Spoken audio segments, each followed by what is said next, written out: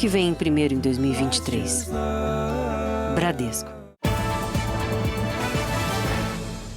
Boa noite. Boa noite. Continua desaparecido o homem arrastado pela correnteza em um alagamento na Grande São Paulo. O flagrante foi registrado com exclusividade pelo helicóptero da Record TV. Além das buscas, hoje foi dia de contar os prejuízos causados pelo temporal.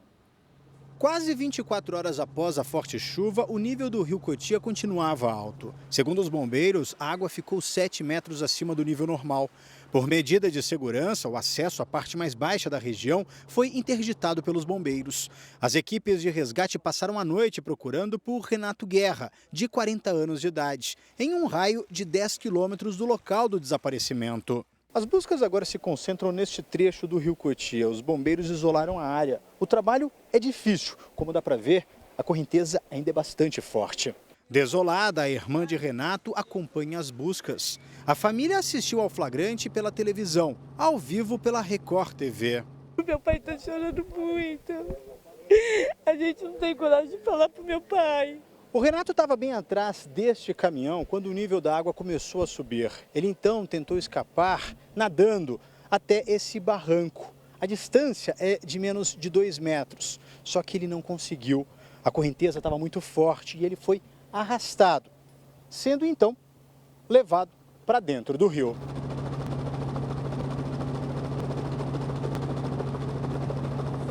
Renato é catador de recicláveis, nascido e criado no bairro.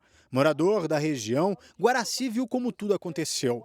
Ele estava a cerca de 50 metros de Renato. Ajudou várias pessoas, mas não conseguiu chegar até ele. Estava terrível isso aqui, ficou uma situação caótica aqui. E o nível aqui muito alto, você não via nada isso aqui.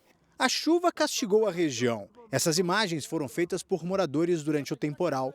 Nos vídeos é possível ver o nível da água subindo. As ruas ficaram completamente alagadas. Acendeu aqui, filho. Olha o jeito que está o cimento. Ó. Os moradores estavam desesperados. Uma noite que vai ser difícil de esquecer. Hoje foi dia de cuidar da limpeza das casas. Os moradores retiraram de dentro das casas todos os objetos que foram atingidos pela água da chuva. Tudo foi colocado aqui nesse trecho da rua. E olha a quantidade de armários, sofás, geladeiras e vários outros pertences. Prejuízo de dezenas de famílias. É difícil a gente conseguir as coisas, né? A gente trabalha duro todos os dias para poder conseguir, né? E você vê as suas coisas acabar de uma hora para outra, é difícil. Eu tenho 11 anos de casado. Tudo que eu construí, eu perdi. Aqui nessa casa, a água chegou a mais de 1 metro de altura. É impressionante a marca na parede. Todos os cômodos ficaram alagados. E o cenário hoje é de destruição. A solidariedade dos vizinhos leva conforto e afeto a quem perdeu o pouco que tinha. A gente está vendo qual que é a prioridade para ajudar primeiro prioridade e depois todo mundo, um ajudando o outro. Com alagamentos frequentes durante o verão, muitas pessoas se expõem à água contaminada, o que pode causar uma série de doenças. Uma das mais perigosas é a leptospirose, que é transmitida pela urina do rato. Há uma semana, a região metropolitana de São Paulo sofre com os temporais. Além do risco direto à vida das pessoas nos alagamentos e deslizamentos de terra, o contato com a lama ou com água contaminada nas enchentes pode causar doenças graves, como cólera, leptospirose, hepatite e gastroenterite, uma inflamação no aparelho digestivo. Este ano, os casos de gastroenterite causados por vírus ou bactérias chegaram a quase 246 mil em São Paulo. 46% a mais do que no mesmo período do ano passado. São aquelas doenças que apresentam um quadro de diarreia, né? Normalmente, nem sempre a população dá tanta atenção a esse quadro, mas ele pode levar a uma desidratação grave, necessitar de uma internação e até mesmo pode levar a óbito. A lista de doenças que costumam aparecer depois das enchentes é longa. Por isso, a recomendação dos especialistas é muito clara: evitar ao máximo o contato com a lama e a água acumulada. Sandra teve a casa invadida pela enchente. Ela passou a manhã toda com pés e mãos na água para limpar o imóvel. Um tio nosso há 26 anos faleceu por conta de uma leptospirose, por estar entrando dentro da água suja para tentar salvar as coisas dele. Infelizmente é um risco que a gente precisa passar. Na casa do Carlos, a água chegou a 1 metro de altura. E quando baixou, ele levou um susto. Depois que abaixou a água, que começamos a ver o asfalto, tinha muitos ratos passando assim, atravessando, nadando, muitos ratos mesmo. Uma das doenças mais comuns a aparecer após as enchentes é a leptospirose, que é transmitida por uma bactéria presente na urina dos ratos. Por isso, é preciso ficar atento a sintomas como febre, desconforto intestinal e dores no corpo, especialmente na panturrilha. Se eu tive um contato, comecei a manifestar sinais e sintomas, eu preciso procurar uma unidade de saúde para receber o tratamento médico adequado. Veja agora outros destaques do dia. Sócio de corretora acusada de dar golpe milionário em jogadores diz que não prometeu lucro fácil. Acusado de coordenar ronda de ataques no Rio Grande do Norte é morto em confronto com a polícia. Aplicativo da Receita tem instabilidade no primeiro dia da declaração do imposto de renda. Supremo autoriza retorno do governador do Distrito Federal ao poder. Tribunal de Contas manda ex-presidente Bolsonaro devolver pacote de joias da Arábia Saudita. Mulher de jogador Daniel Alves publica carta em que indica separação. E na série especial, como um vídeo de celular levou um motorista de ônibus ao banco dos réus.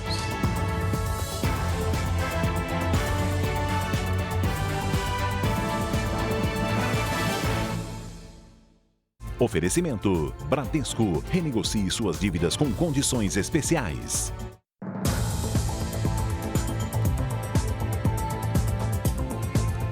A polícia realizou operações em pelo menos 7 comunidades do Rio de Janeiro contra milicianos e traficantes. 3 suspeitos morreram e mais de 20 foram presos. Os confrontos afetaram até mesmo os treinos de jogadores do Fluminense e do Vasco, que registraram os tiroteios. O helicóptero blindado da Polícia Militar sobrevoava a comunidade desde cedo. Do alto, os agentes faziam rajadas de disparos e soltavam bombas de gás lacrimogênio. A aeronave chegou a perseguir criminosos que fugiram para uma área de mata na Cidade de Deus, zona oeste do Rio. 3 suspeitos foram baleados e morreram no hospital. Houve confusão com os policiais. Em meio ao tiroteio intenso nas primeiras horas da manhã, moradores usaram lençóis brancos para pedir paz. Muitos tentaram se esconder próximo ao centro de treinamento do Vasco, que mudou o endereço das atividades dos jogadores por causa da operação.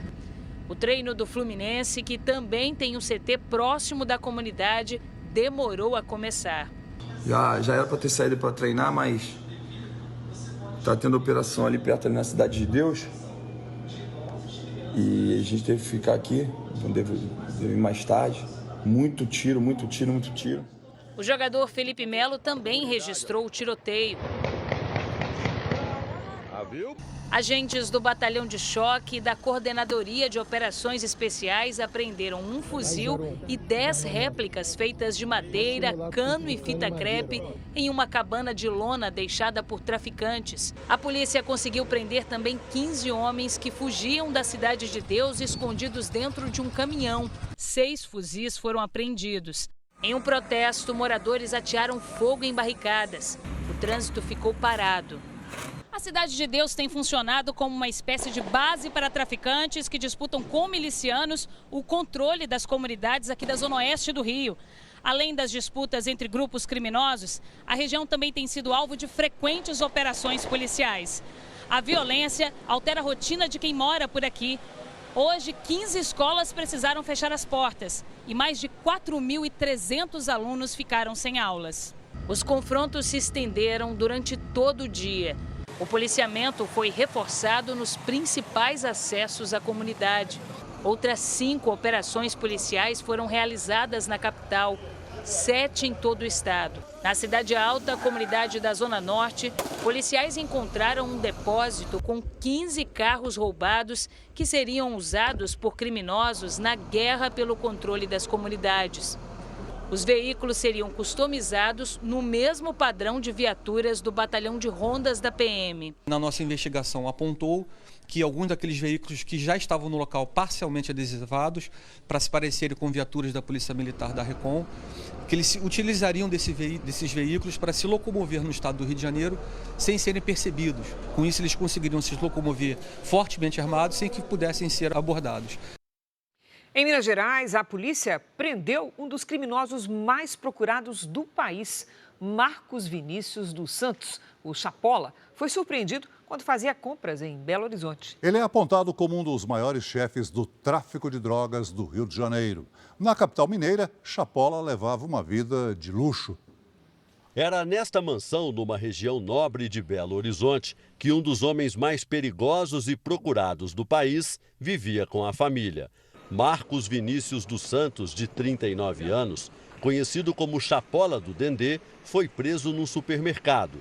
Ele é apontado pela polícia do Rio de Janeiro como um dos chefes do tráfico de drogas no Morro do Dendê, na Ilha do Governador, zona norte da cidade. Há cerca de 4 anos, Chapola teria substituído Fernando Gomes Freitas, morto durante um tiroteio. A polícia não divulgou há quanto tempo Chapola morava em Belo Horizonte, nem como comandava o tráfico de drogas à distância no Rio de Janeiro, a 440 quilômetros de Belo Horizonte. Segundo a investigação, o traficante levava uma vida tranquila e luxuosa aqui em Minas. Além da mansão, costumava passear em shoppings de alto padrão e mantinha os filhos matriculados em uma escola particular. Todo o dinheiro dele vem de origem ilícita. Então ele segundo ele ia procurar mudar de vida, mas até então ele se mantinha aqui com o dinheiro do tráfico. Havia 3 mandados de prisão contra ele. Em junho do ano passado, a facção criminosa comandada pelo traficante foi considerada suspeita pelo desaparecimento de um motorista de aplicativo no Morro do Dendê. Chapola já havia sido preso 2 vezes, mas ganhou o direito de responder aos processos em liberdade. Marcos Vinícius é completamente absolvido de associação ao tráfico de drogas do Morro do Dendê. E isso não é só a defesa que alegou, foi o próprio Ministério Público que pediu a absolvição e não recorreu. Um reservatório de água em Jataizinho, no Paraná, se rompeu hoje de madrugada. Rapidamente, a rua é inundada e casas são invadidas pela água. Por outro ângulo, é possível ver que a correnteza arrasta tudo que está pelo caminho. 2 casas ficaram destruídas. A polícia resgatou uma menina de 12 anos, mantida em cárcere privado. Ela foi sequestrada por um homem no Rio de Janeiro e levada até São Luís, no Maranhão. O suspeito que utilizou uma rede social para se aproximar da menor está preso. Eduardo da Silva Noronha, de 25 anos, é apontado pela polícia como responsável por sequestrar e manter a menor de 12 anos em cárcere privado. A poucos metros do local da prisão, em São Luís, no Maranhão, os policiais encontraram a menina. Ela estava trancada numa kitnet. A vítima tinha sido levada do Rio de Janeiro e era mantida refém havia 8 dias. Ela disse que a pessoa a deixava em cárcere, saía para trabalhar e voltava às 7 horas da noite. As polícias do Rio e do Maranhão monitoravam as redes sociais da menina. Na única vez em que ela deixou o cativeiro, conseguiu ligar para a família e descrever o local onde era mantida refém pelo suspeito. A partir dessa informação, nós começamos a efetuar buscas na internet de todos os kitnets que existiam num raio, nas proximidades, a partir das características mínimas que ela conseguiu fornecer nessa única mensagem. Segundo as investigações, a menina conversava com Eduardo havia 2 anos através de uma rede social. Na semana passada, o suspeito teria vindo para o Rio de Janeiro, encontrou a garota na porta da escola e, sem o conhecimento da família, a levou num carro de aplicativo até São Luís. O trajeto de mais de 3 mil quilômetros teria custado cerca de R$4 mil. Agora, a menina está em uma casa de acolhimento no Maranhão à espera da família para ser trazida para casa. Ela foi submetida a exames médicos para saber se houve abuso sexual. O presidente Lula recebeu hoje do ministro da Fazenda a proposta de uma nova lei para controlar os gastos públicos. O presidente também discutiu a possibilidade de trocar mais 2 nomes do Conselho de Administração da Petrobras. No Ministério da Defesa, o presidente Lula passou a tropa em revista pela primeira vez desde a depredação de 8 de janeiro. O rito faz parte das honras militares ao presidente da República e ocorreu antes do almoço com o ministro da Defesa, José Múcio, e o alto comando da Marinha, em um gesto de aproximação. Mais cedo, no Palácio do Planalto, Lula discutiu com o ministro de Minas e Energia, Alexandre Silveira, e com o presidente da Petrobras, Jean Paul Prates, a troca de integrantes do Conselho de Administração da estatal. 2 dos 8 integrantes do Conselho já foram trocados e mais 2 devem ser substituídos. Lula também esteve com o ministro da Fazenda, Fernando Haddad, que entregou ao presidente uma proposta de lei para controlar os gastos públicos. Amanhã, os 2 devem se reunir para discutir o modelo proposto pela Fazenda. Se Lula aprovar, a proposta será levada aos presidentes da Câmara e do Senado. O presidente ainda relançou o PRONASSE, o Programa Nacional de Segurança Pública com Cidadania. Um dos principais focos do programa do Ministério da Justiça é o combate à violência contra a mulher.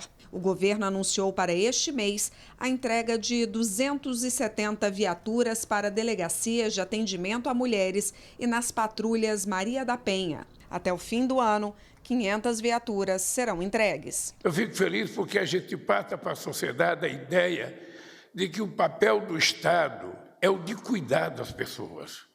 Cuidar. O que a gente vai fazer é tentar dar cidadania para as pessoas. Foi protocolado agora há pouco na Câmara dos Deputados o pedido de abertura de uma comissão parlamentar de inquérito para investigar as últimas invasões do MST. O requerimento atingiu o número mínimo de 171 assinaturas de apoio exigidas pelo regimento. O movimento MST invadiu recentemente terras no interior da Bahia. O deputado federal, tenente-coronel Zuco, do Republicanos do Rio Grande do Sul, é o autor do pedido. Veja a seguir, aplicativo da Receita apresenta problemas no primeiro dia de entrega da declaração do imposto de renda.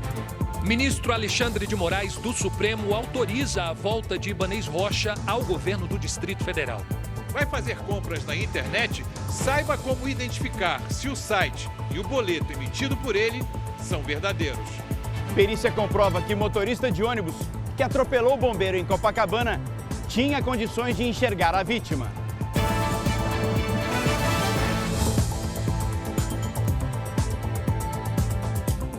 O ministro do Supremo Tribunal Federal, Alexandre de Moraes, autorizou hoje a volta de Ibanez Rocha, do MDB, ao cargo de governador do Distrito Federal. Ele estava afastado por suspeita de omissão nos atos extremistas de janeiro.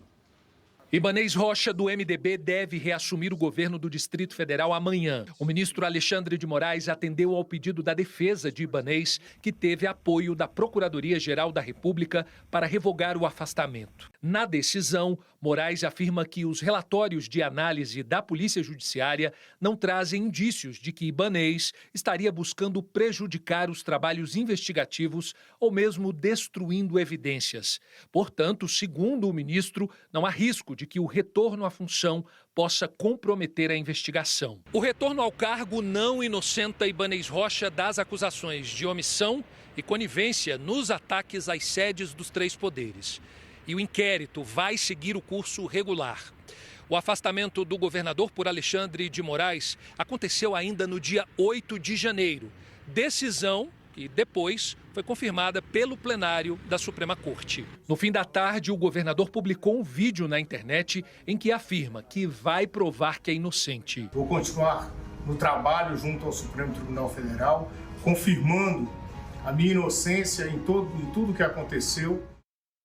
Vamos direto a Brasília agora ao vivo, porque no primeiro dia de entrega do imposto de renda, mais de 1 milhão de declarações foram enviadas à Receita Federal, mas o aplicativo teve problemas. A nossa colega Narla Aguiar tem os detalhes. Olá, Narla, boa noite. Boa noite, Cris. Boa noite, Celso. Boa noite a todos. Olha, o número de declarações enviadas hoje é 3 vezes maior do que no primeiro dia no ano passado. E quem decidiu fazer a declaração hoje pela manhã enfrentou problemas, viu? Instabilidade no sistema do site e do aplicativo da Receita. Neste momento, eles estão funcionando normalmente. O prazo termina no dia 31 de maio. Depois dessa data, o contribuinte pode pagar aí uma multa de até 20% do imposto devido. Uma novidade este ano é que quem utilizar a declaração pré-preenchida ou optar por receber a restituição via Pix terá prioridade, assim como os idosos, pessoas com deficiência e ou com doenças graves. Celso e Cris. Obrigada, Narla. Veja a seguir uma entrevista com o dono da empresa acusada de fraude por ex-jogadores do Palmeiras. Chefe de facção que ordenou ataques no Rio Grande do Norte é morto em confronto com a polícia. TCU determina que ex-presidente Bolsonaro entregue joias sauditas e armas em até 5 dias. Depoimentos de turistas mudam os rumos da investigação em atropelamento de bombeiro no Réveillon de Copacabana.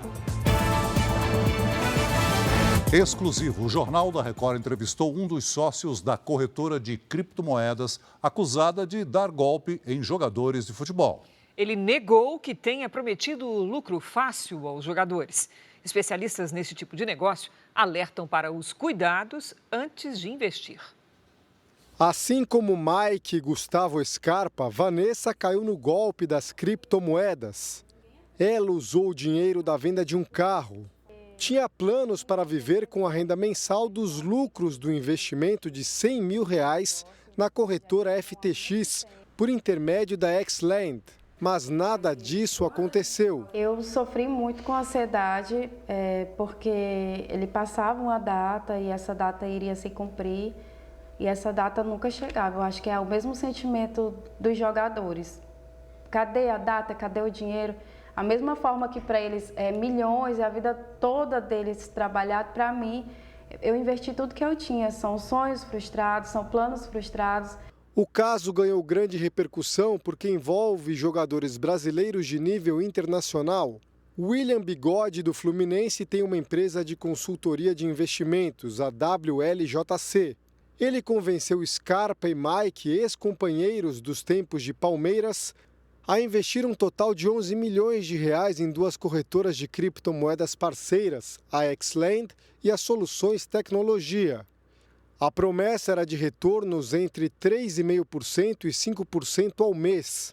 Mas, ao tentar resgatar os valores, os jogadores não conseguiram receber. O Jornal da Record conversou com exclusividade com um dos sócios da Xland, sediada no Acre. Gabriel Nascimento alega que não havia garantia de lucro no negócio. Nós nunca falamos que a empresa entregava 3,5% como resultado mínimo e 5% como resultado garantido. O nosso teto que nós estipulamos dentro da gestão que adotávamos era no máximo 5% de entrega. O sócio da corretora de criptomoedas também diz que Scarpa não aceitou um acordo que teria sido oferecido pela empresa. Nós não estamos negando que nós não vamos pagá-lo, não é isso. Tanto que no contrato que ele tem assinado conosco, tem dizendo que numa eventual perda financeira, a empresa adotaria algumas medidas para um ressarcimento. E é o que a gente está fazendo. Advogados especialistas em golpes com criptomoedas acreditam que os jogadores envolvidos cometeram 3 erros comuns nesse tipo de fraude. Foram seduzidos por promessas de rentabilidade que não existem no mercado, acreditaram em pessoas de confiança como intermediários e investiram boa parte do patrimônio de uma vez numa operação de risco. Sempre procurar um advogado, um especialista que possa te orientar, fazer a leitura do contrato, fazer essa pesquisa sobre os sócios, sobre a empresa, e ele vai poder te dar traçar um panorama para você e falar, olha, aqui é seguro investir ou aqui não é seguro investir, né? O Ministério Público e a polícia investigam o caso que se assemelha ao famoso esquema de pirâmide financeira, prática proibida por lei. Nesse tipo de esquema, o dinheiro que entra sustenta os ganhos dos aplicadores.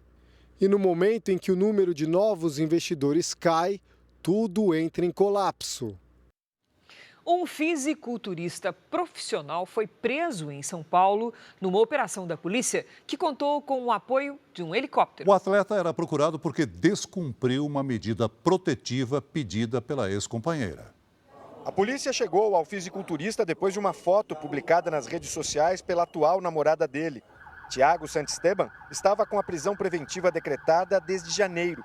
Ele é suspeito de descumprir uma medida protetiva conseguida pela ex-mulher. Eles estavam separados desde novembro de 2021 e, nesse meio tempo, ele tentou por diversas vezes ter contato com a ex-esposa, agredir, tentar tirar ela do veículo no trânsito, e aí foi deferida a ela uma medida protetiva, onde ele não podia chegar próximo dela. Os investigadores identificaram os 2 prédios que aparecem nesta fotografia noturna, tirada do apartamento da namorada. Com o apoio de um helicóptero, identificaram o lugar onde a imagem foi captada e descobriram o edifício neste condomínio de São Paulo. Hoje de manhã, os investigadores bateram no apartamento. Ouviram barulho, mas ninguém atendeu. Quando abriram a porta, o local estava vazio. Segundo os policiais, Thiago havia se escondido na escada de emergência de um outro prédio no mesmo condomínio. Conseguimos fechar as escadas de emergências, tanto em ordem crescente e decrescente, e aí ele foi detido por nós, pela delegacia, no 14º andar. O fisiculturista nega que tenha tentado fugir. Alega que seguiu uma orientação do advogado. Diz também que nunca agrediu a ex-mulher e que o descumprimento da medida protetiva foi uma armação da ex durante um evento em que ele participava. Eu estava num evento, trabalhando em um evento fitness, onde eu estava em cima de um palco tirando foto com meus seguidores, com as pessoas que são fãs do meu trabalho, onde a minha ex-esposa, ela chega, eu tenho o áudio de pessoas que trabalhavam com ela, falando que ela foi terminar o vídeo dela lá, porque ela é repórter também, exatamente onde eu estava. Ela tira um print, né, e manda para o juiz falando que eu quebrei a medida protetiva. Procurada pela nossa reportagem, a ex-companheira do fisiculturista não se manifestou. Thiago Santisteban segue preso e vai responder também por desobediência pela tentativa de fuga. Olha, comprar pela internet é fácil e rápido, mas é preciso atenção para não ficar no prejuízo. Muitas vezes, golpistas fazem anúncios falsos e, para chamar a atenção, oferecem produtos com grandes descontos, mas nunca entregam a mercadoria.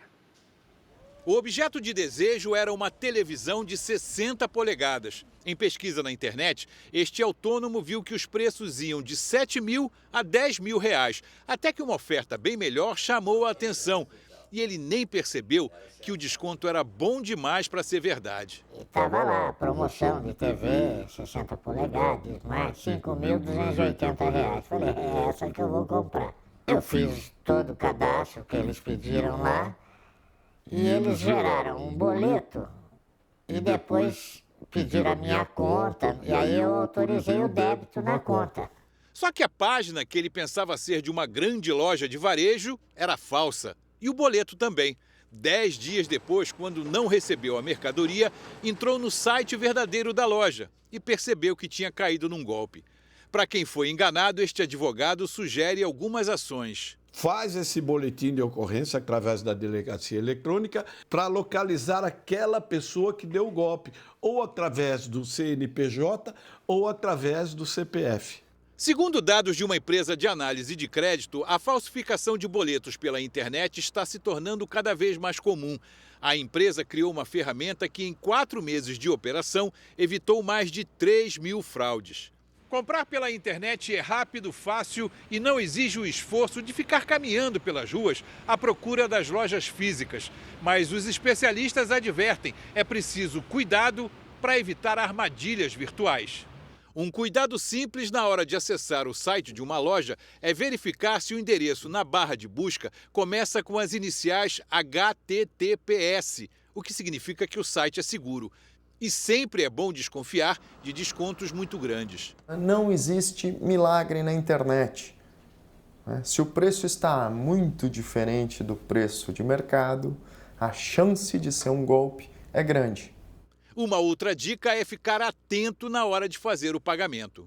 Quando você for pagar o boleto ou Pix, ao digitar o código, copia e cola do Pix ou o código de barras do boleto, vai aparecer quem é o beneficiário. Se o beneficiário não é a loja que você está comprando, não compre, não faça o pagamento.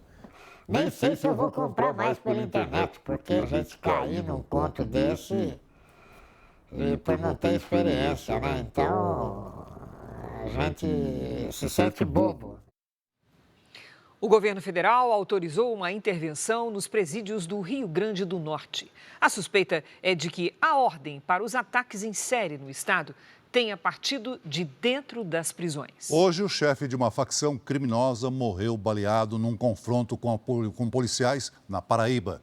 Ele é apontado como um dos responsáveis pela onda de atentados. Ao menos 43 pessoas já foram presas. Nesta escola pública na cidade de Macaíba, os criminosos incendiaram 2 salas e a secretaria da instituição. Até o material didático foi queimado. Em todo o Rio Grande do Norte, as aulas da rede estadual estão suspensas, assim como em universidades públicas e privadas. Em Natal, criminosos atearam fogo a um ônibus que havia acabado de sair do terminal. Apesar do susto, os passageiros e o motorista não ficaram feridos. Após o atentado, a frota de ônibus foi recolhida. Na região metropolitana de Natal, 2 veículos da Companhia de Energia Elétrica foram incendiados.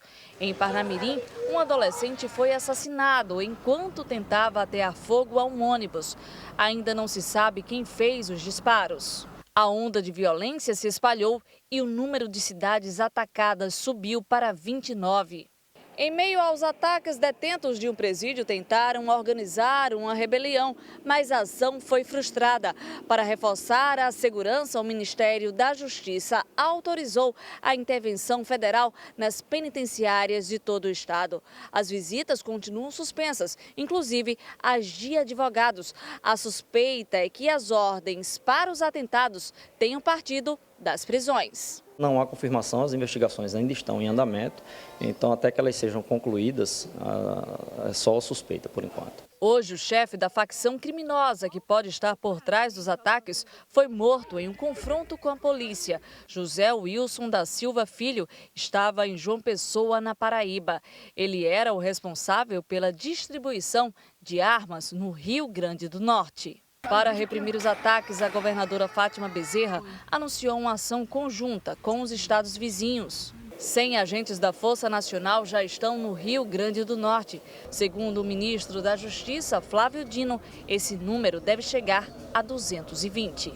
Nós acreditamos que a chegada plena desse contingente, a intensificação da parceria com o Estado, vai garantir nos próximos dias a recomposição das condições de segurança no estado do Rio Grande do Norte. O Ministério da Justiça informou que a Força-Tarefa de Intervenção Penitenciária vai funcionar pelo período de 30 dias. Um motorista de aplicativo acusado de estupro foi preso na rodoviária do Rio de Janeiro. Robson Moreira da Silva é investigado por 3 casos de violência sexual. Parentes, amigos e autoridades participaram do velório do ex-ministro Eliseu Padilha, que aconteceu no Palácio Piratini, em Porto Alegre, sede do governo gaúcho. O ato foi aberto ao público. Padilha morreu aos 77 anos em decorrência de um câncer. O corpo foi cremado em cerimônia restrita. As comportas de escoamento do Rio Tietê, na região de Barra Bonita, interior de São Paulo, foram abertas para o escoamento de aguapés, planta aquática flutuante que forma uma espécie de tapete verde. Os aguapés, em excesso, dificultam a navegação e atrapalham a vida aquática. Voltou a chover no Rio Grande do Sul. Uma ótima notícia para o estado, que, ao contrário de boa parte do país, enfrenta uma seca extrema. Vamos conversar com a Lidiane Sayuri. Oi, Lid, tudo bem? Essa chuva vai prosseguir? Só até sábado, viu, Cris? Boa noite para você. Oi, Celso, muito boa noite. Boa noite a todos que nos acompanham. As imagens de satélite mostram algumas nuvens sobre o Rio Grande do Sul. Vale destacar que essa chuva é isolada, alivia a situação, mas não é suficiente para reverter a estiagem. Nesta quinta-feira, as pancadas de chuva atingem a maior parte do Brasil à tarde. Nas áreas destacadas do mapa, a quantidade de água pode provocar transtornos. Em Florianópolis, máxima de 28 graus. No Rio de Janeiro, faz 31. Em Campo Grande, 29. Em Maceió e Porto Velho, 32. Em Teresina e Manaus, até 30. Em São Paulo, a chuva diminui, mas o alerta continua por causa do solo encharcado. Quinta e sexta, com 28 graus. No fim de semana, até 29. O primeiro tempo delivery de hoje é para o Edmilson de Caturaí, Goiás. Vamos lá. Edmilson, seguinte, quinta e sexta de temporais por aí, máxima de 28. A partir do fim de semana, o risco de transtornos diminui e a temperatura aumenta, até 29. Agora a vez do Ronildo de Parauapebas, Pará. Vamos lá. Ronildo, tem alerta de tempestades até o início da próxima semana e por isso fica menos abafado do que vocês estão acostumados. Atenção ao nível dos rios e áreas de encosta. Peça você também tempo delivery pelas redes sociais com a hashtag #VocêNoJR. Cris, Celso. Obrigada, Lidy. Até amanhã, Lidy. O Tribunal de Contas da União determinou que o ex-presidente Jair Bolsonaro devolva à presidência da República o segundo estojo com joias recebidas do governo da Arábia Saudita. O ex-presidente já havia anunciado que devolveria o presente. A Corte também determinou que a Receita Federal encaminhe o primeiro pacote apreendido no aeroporto de Guarulhos à Secretaria-Geral da Presidência. O relator do caso, o ministro Augusto Nardes, lembrou que o Tribunal de Contas da União nunca armazenou bens durante julgamentos e que caberia à Secretaria-Geral da Presidência da República receber as joias em discussão. Diante disso, o TCU determinou ao ex-presidente Jair Bolsonaro, que já havia se colocado à disposição para entregar um dos presentes, que envie a caixa com o relógio e anéis em até 5 dias úteis para a Secretaria-Geral da Presidência da República. Além das joias da Arábia Saudita, o tribunal determinou que as armas recebidas pelo ex-presidente Bolsonaro nos Emirados Árabes Unidos sejam entregues à Presidência da República. O TCU ainda resolveu fazer uma auditoria completa nos presentes recebidos pelo ex-presidente desde 2019. Esse procedimento já havia sido feito após Dilma e Lula deixarem o cargo. O ministro mais antigo do TCU explicou que joias e presentes valiosos são patrimônio público. Por detrás da primeira-dama ou do presidente da República está o Estado brasileiro, o governo brasileiro. Essas joias, a exemplo de todos os demais presentes, têm de ser entregues à presidência da República, lá catalogadas, e essas joias devem integrar o patrimônio brasileiro. O Tribunal de Contas da União ainda decidiu que as joias que estão apreendidas no aeroporto de Guarulhos devem ser enviadas pela Receita Federal para a Secretaria-Geral da Presidência da República. É lá na Secretaria de Documentação Histórica que são guardados os presentes recebidos pelo país. Com base em outros julgamentos, o presidente do tribunal, Bruno Dantas, ainda explicou que apenas presentes baratos e de uso pessoal é que devem ficar com os ocupantes da presidência da República. No caso dessas joias, não há qualquer dúvida de que, pelo valor que têm, elas devem ser incorporadas ao patrimônio público, jamais ao patrimônio particular de qualquer autoridade. Além do TCU, o caso das joias também investigado pela Polícia Federal e Receita Federal. Na Argentina, a inflação atingiu números recordes e afeta principalmente o setor de alimentos. Quanto mais a inflação cresce na Argentina, menos gente tem o que comer. Está cada dia mais difícil comprar comida no supermercado. É lamentável, a cada 15, 20 dias, os preços aumentam, diz o argentino Eduardo. Aumentam.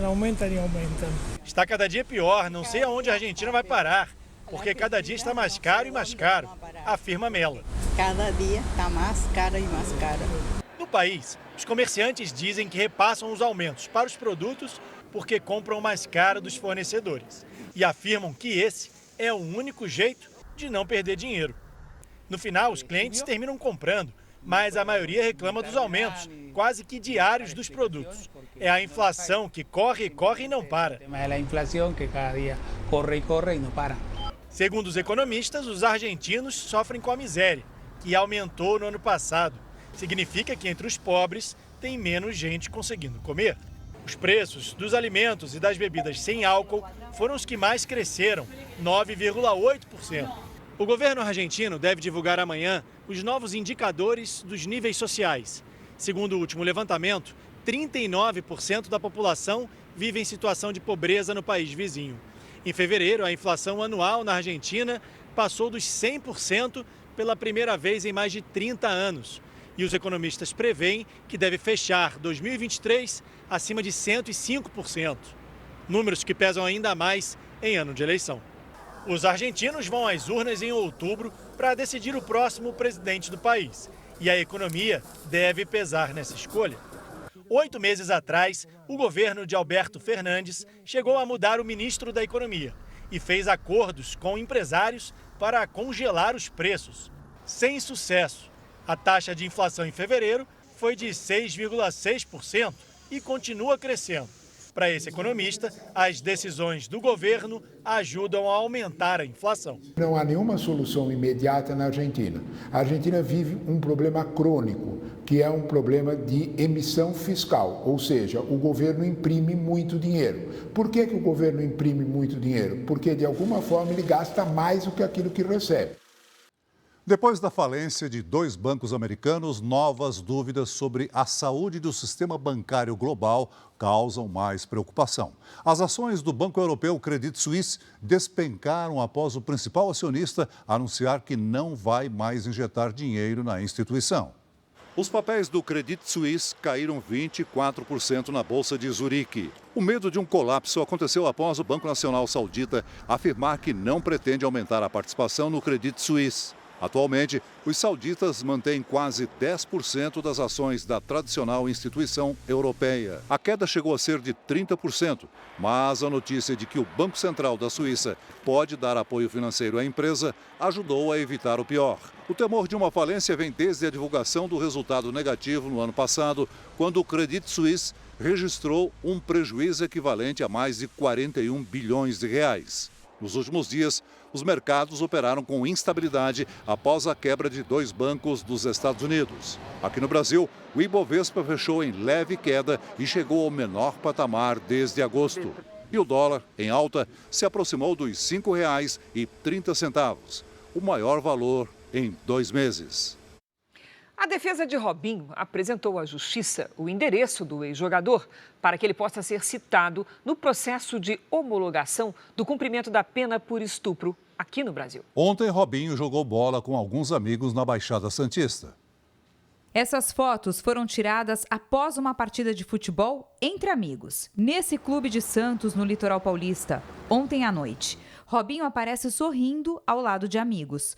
Foi uma das raras aparições públicas das últimas semanas. Segundo colegas do ex-atleta, Robinho não aparecia no clube havia 3 semanas, desde que o Ministério Público se manifestou a favor da transferência da pena dele para o Brasil. Robinho foi condenado na Itália a 9 anos de prisão por estupro.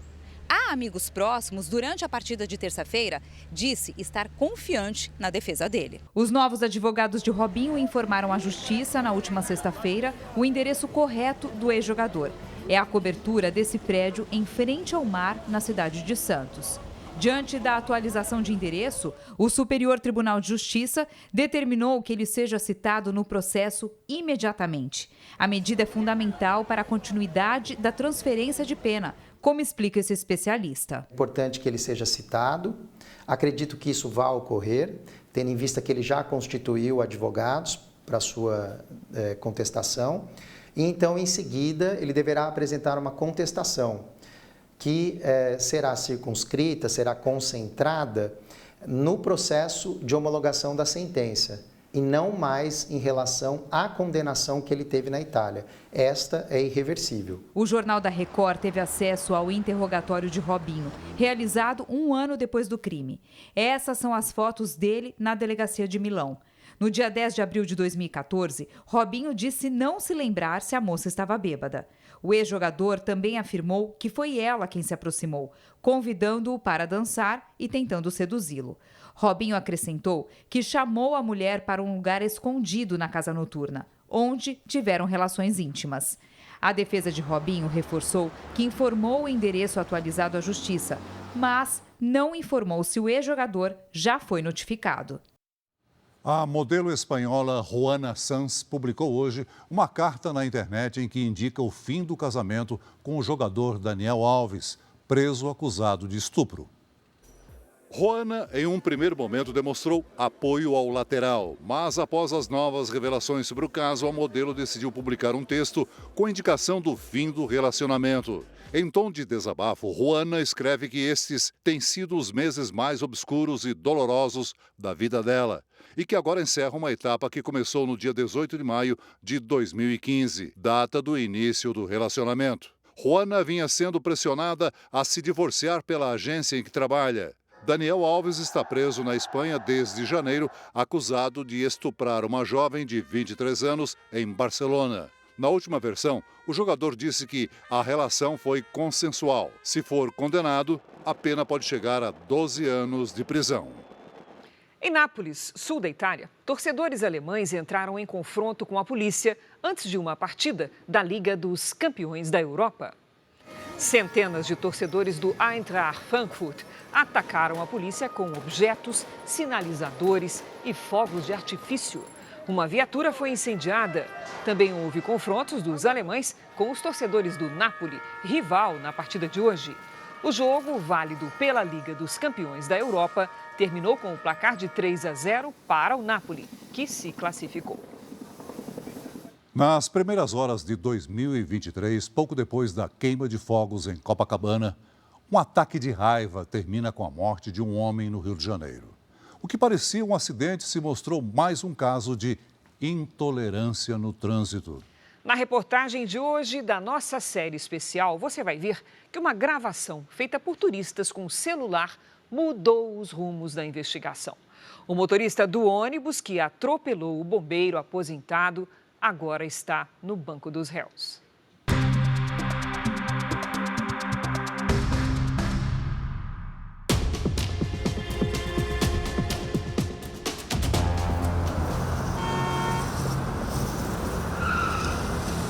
A gente estava planejando desfilar na Beija-Flor, ele estava vendo as fantasias para a gente desfilar. Ele gostava muito de curtir festas, gostava muito de ficar com a família. Gilson tinha duas paixões, a escola de samba de Nilópolis e os sobrinhos. O meu tio era um cara fora de sério, ajudava as pessoas, foi militar durante 30 anos. Foi da instituição Corpo de Bombeiros do Estado do Rio de Janeiro. Foi um herói, né? Participou de várias missões importantes, essas catástrofes aí que existentes aí no Rio de Janeiro. O subtenente Gilson Castro da Silva, 58 anos, atuou nos desmoronamentos em Angra dos Reis e em Niterói em 2010 e na região serrana em 2011. Aposentado, estava cheio de planos. O objetivo dele era de ir para o Canadá. Estava fluente em inglês, queria dar aula de matemática no Canadá.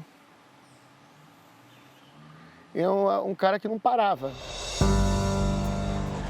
Esse vídeo em Copacabana foi o último enviado aos parentes. O bombeiro havia combinado de participar de um almoço no dia seguinte, uma tradição na família. Mas nas primeiras horas desse ano, Gilson foi atropelado e morreu. Foi brutal. Foi uma tragédia, né? Inicialmente, o caso foi apresentado na delegacia como um homicídio culposo de trânsito. Naquela ocasião, não havia nenhuma testemunha que pudesse contraditar as declarações do motorista. Então, por ele ter se apresentado, a legislação, o Código de Trânsito Brasileiro, proíbe a prisão em flagrante. O motorista do ônibus, Valdir das Mercês Júnior, foi liberado, Mas no dia seguinte, tudo mudou. A atitude de 3 turistas que deixaram a cidade de São Paulo para passar a virada do ano em Copacabana foi decisiva nesse caso. O que elas viram e gravaram com o celular mudou os rumos da investigação desse crime de trânsito. Na delegacia, elas relataram com detalhes toda a dinâmica do acidente. Os depoimentos foram esclarecedores. A vítima foi arrastada por vários metros, então nós entendemos que ele agiu com a clara intenção de matar. Homicídio doloso. Ele provavelmente teve um ímpeto de fúria, um momento de raiva e usou o ônibus como uma arma, atropelando e infelizmente matando aquele bombeiro militar nas primeiras horas do ano de 2023. O motorista Valdir das Mercês foi preso no dia 2 de janeiro. A defesa dele tentou um habeas corpus para que ele pudesse responder em liberdade, mas a justiça negou. Ele disse exatamente que não viu a pessoa que estava ali. Naquele ponto onde ele se encontrava sentado, ele não tinha condições de saber. E com a confusão, né, de uma virada de ano, milhares de pessoas saindo, muitas pessoas tentando entrar no ônibus até acima extrapolando a capacidade do ônibus. Chegou um momento que ele fechou a porta e falou, bom, não vou levar mais ninguém, isso compromete até a segurança. O ponto de vista de quem estava ao volante é fundamental na definição do processo. O motorista alega que o bombeiro se posicionou à frente do veículo e que esses adesivos que ficam no para-brisa o impediram de notar a vítima. Mas gravações, testemunhas e o laudo da perícia contrariam essa versão. As testemunhas afirmaram que populares, dentro e fora do ônibus, avisaram ao motorista para que ele parasse e que o motorista continuou acelerando e passando por cima da vítima. Os peritos analisaram 4 vídeos de ângulos diferentes que permitiram reconstituir a dinâmica do atropelamento. No local do acidente e verificando o tacógrafo, que mede a velocidade do ônibus, foi possível determinar que o veículo de mais de 10 toneladas chegou a 18 km por hora até atingir o bombeiro. E que após o impacto, o motorista ainda deu ré. O laudo concluiu que Valdir tinha visão do que acontecia à sua frente, inclusive com o apelo dos transeuntes. Esse instrutor de motoristas, com experiência de mais de 20 anos na área de transporte urbano, é taxativo. Existe um protocolo para situações como as de Copacabana. Parar o veículo imediatamente, aguardar que o mesmo se retire e comunicar o fato aos passageiros. Por que isso? Por uma medida de segurança, para que ele não venha causar danos a esse passageiro e nem arrumar complicações para si próprio. O Ministério Público denunciou o motorista por homicídio doloso. Quando há intenção de matar, Valdir das Mercês será julgado pelo Tribunal do Júri. O motorista do ônibus, na ocasião, ele tinha como decidir ali, ele tinha o poder de decisão de resolver a coisa pro lado do bem. Eu acho que a humanidade está precisando de mais carinho, mais amor, cara. Penso nele o tempo inteiro, na hora que eu vou dormir, na hora que onde eu tô num lugar, parece que ele tá comigo, assim, o tempo inteiro. A saudade parece que aumenta, parece que nunca vai passar.